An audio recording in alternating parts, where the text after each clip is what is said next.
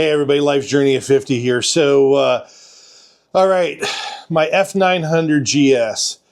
So I had a chance to take it out and actually put it through some paces the first time out, putting it through some riding like this. So it's probably going to be about 9 parts here to this. So just, you know, try to bear with me here. What it is I went on the Soul, a ride with a group of people, and I really wanted to, you'll see as I progress through the video, I started off kind of a little hesitant just because it's the first time riding it off-road. Oh, all right, we're going to go the backside on this one. This is going to be fun. First couple things you'll see, I take off, we're going up a kind of a steep climb, get into some, you know, mud and some, you know, I don't know, 2-track rutted out stuff from rain and all the stuff that we've had so far. Oh yeah, I've been down this one, but not up. A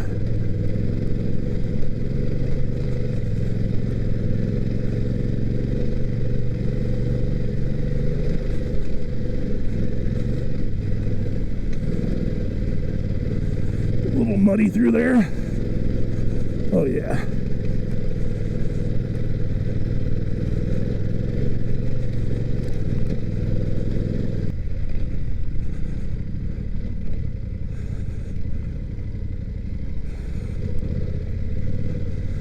All right, we're going a different way.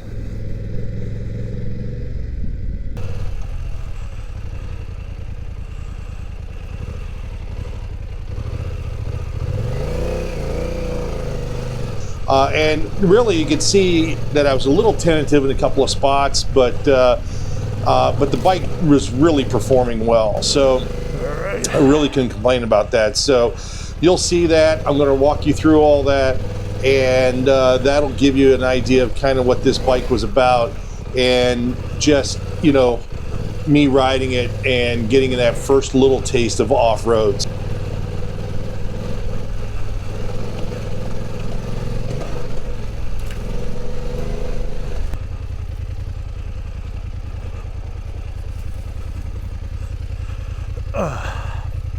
Okay.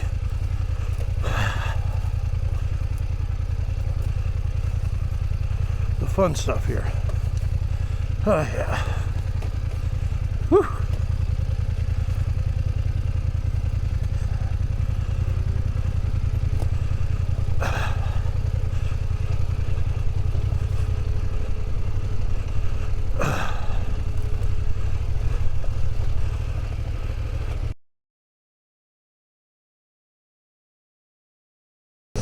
As we get into the second one, there was a climb that is done around a, you know, electrical towers. And that climb in the past has been pretty brutal. I've taken my 1250 GSA on that, only got about 3/4 of the way up, really sloppy. This time it was rutted out, and you can see me, but I really think I did pretty well. I was the biggest bike that went up this thing. Most of them were dual sports. There were some T7s, a couple of T7s that did it, but most of these bikes were dual sport bikes. But I get up there and pass by one of my buddies on his 350 Husky, but I kind of almost lost it about halfway up, but you'll see all that stuff. So that's really going to be in this part 2, which is the climb that you'll see here as I take this up top.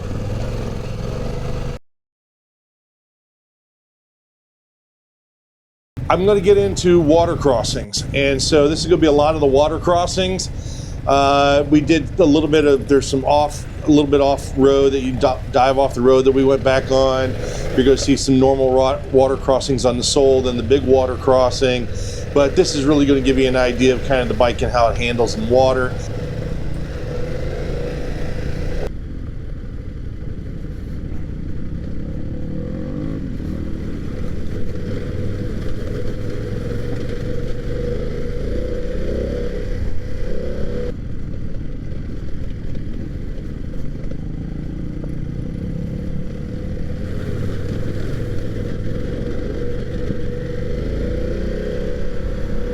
water crossings get funner here.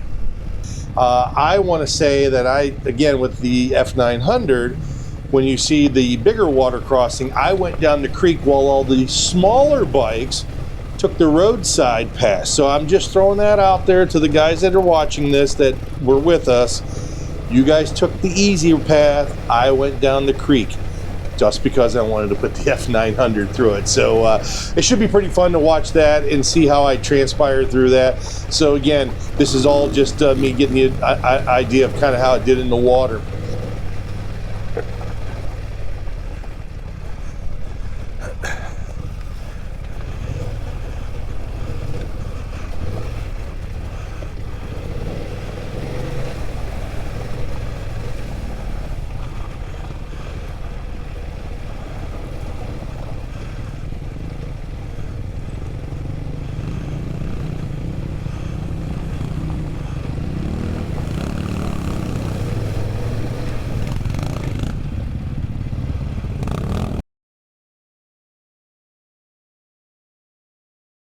The muddy terrain, we got through some 2-track, ADV type of stuff.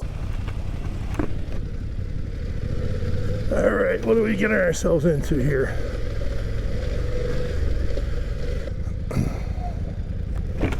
Oh, someone's down.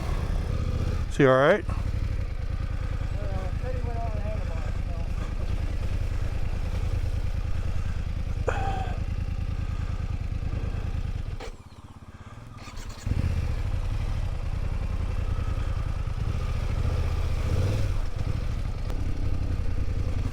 You'll see a ton of mud, a little slow, just taking my time with it. Again, it's just me trying to get used to this F900, but it did extremely well.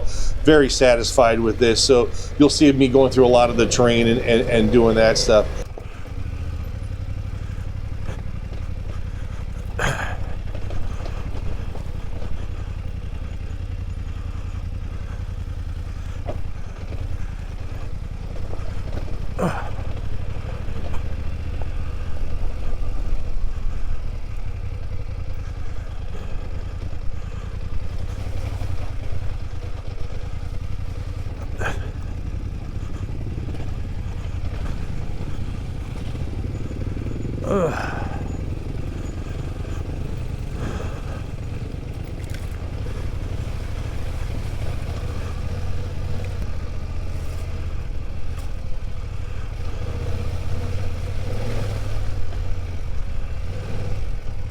Woohoo!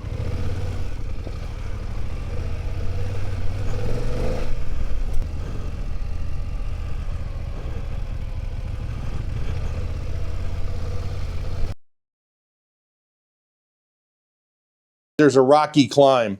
I wanted to really see how this bike would perform. Again, as the F900 bigger bike, I take off and there's some good climbs coming up here. You really can't see the elevation that goes on, which is always a bummer with these cameras and stuff like that. But some big rock hurdles. I actually think this is where I kind of got dirt in the fork seal and stuff like that and started leaking on me. But really nice climb coming out of there.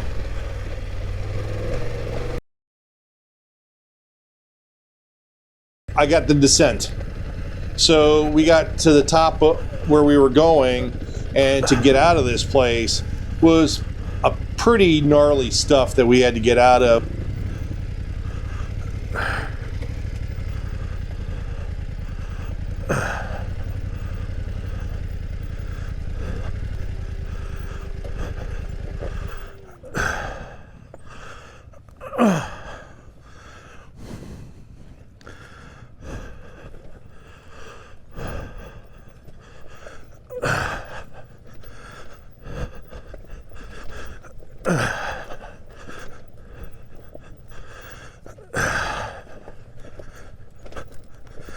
Yep.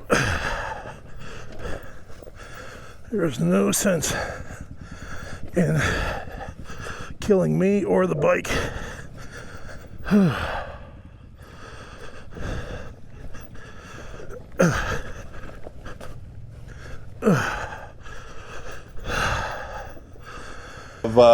The normal track that would take us down, there was so much water, kind of rutted everything out. Really didn't want to go down that way, so we had to go down a part where a bunch of leaves, wet, sloppy, and you'll see kind of what transpires there on the descent.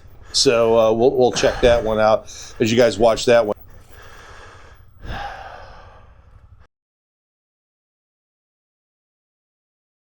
The crash.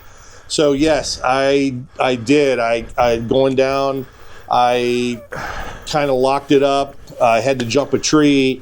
It when I did that little jump, it started washing out on me in the leaves and stuff like that. So what ended up happening is I luckily enough I went right between two trees, bounced off the tree, and dumped the bike. But hey, that's what I do here.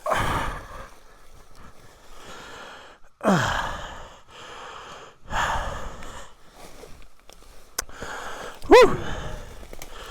Okay.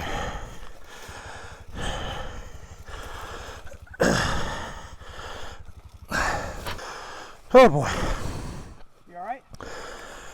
Yeah, my front end popped on that tree and I couldn't get it back on track, and with the leaves it just slid right on down. Okay, now. Yeah.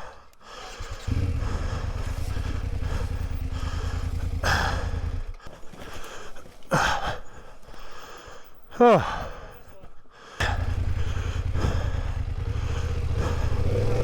Which way? Down here. Got it. Basically getting out of there. So you're going to see the kind of the final after I pick up the bike and do all that stuff, kind of the last little bit of terrain, and then we head to one of the convenience stores that everybody kind of goes to, where we usually eat lunch or grab something to eat with the group or whatever, and that'll kind of be the end of this little ride that we did on the Soul.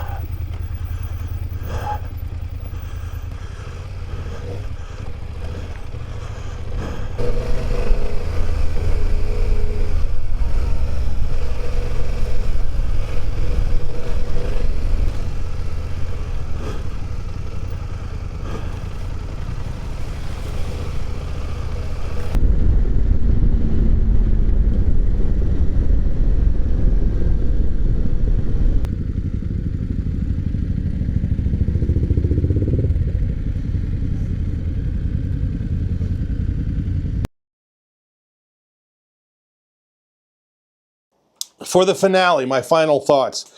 Final thoughts on this F900 GS. I would tell you that it is a very capable bike. If you guys saw my prior one, First Impressions, again, I'll leave the, so you can click on at the end to see the First Impressions. But what I would tell you is that this bike is very capable. If you're coming from a GS, it's very similar, especially if you've ridden the 1250s. Very similar in that aspect, a little lighter. It's flickable. It is really a nice bike. I think one of the main reasons that this bike is not in more people's hands is just pricing. It's a BMW, folks. Let's call it for what it is. This bike is going to be in the $17,000 to $18,000 range, especially if you get the premium package, the Enduro package, which is what I have.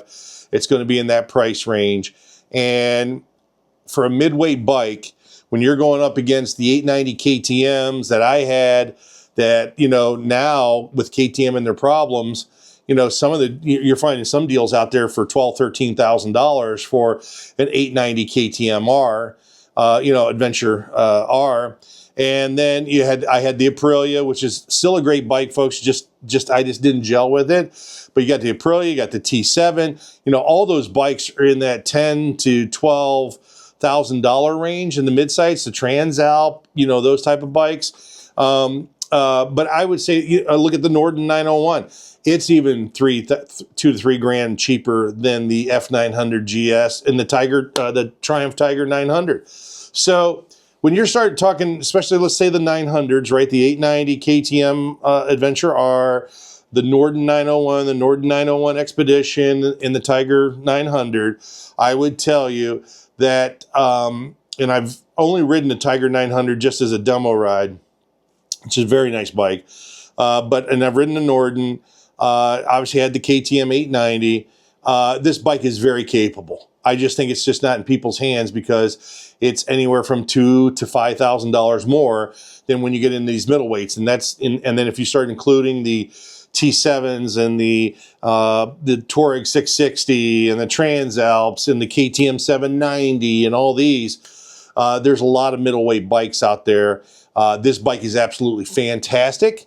Like I said, I gave it the first impressions. I think that if you were to ride one and it had an experience on it, you would love it. It's just, I think pricing keeps it out of people's, realm. Again, when you're paying that kind of money, 17, 18 grand, you can get a full-size Africa Twin, right? You can get some deals on maybe even a Tiger 1200, KTM 1290s. So that 17 to 18 starts pushing you up, and then you start looking at maybe some other different bikes that you can spend your money on in this arena. So I think that's really, at the end of the day, one of the main reasons why you don't see more F900 GSs out there in this arena. But it's a very great, very capable bike, great bike, and I actually love it. So, so far it's been fantastic. So more to come on it. It's doing its first service right now. And I'll get, I'll kind of go in depth on that a little bit, just kind of tell you what the cost was of that. Actually, the first service was free if you buy a 2025, which I did. So the first service is free.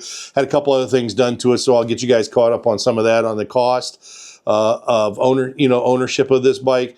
But if you have a chance to ride it, I would tell you to ride it. Very capable bike, and give it a look. But again, I think the number one thing that's going to keep you away from it is the pricing on it. So again, thanks for watching. Hopefully this was helpful. You guys can see the terrain I put it through. It got a workout, and it is, again, very capable. So we'll talk to you guys soon. Hey, hit that like, subscribe, notification button. Greatly appreciated. Please comment. Love to interact with everybody. And we'll see you soon. Take care. Bye-bye.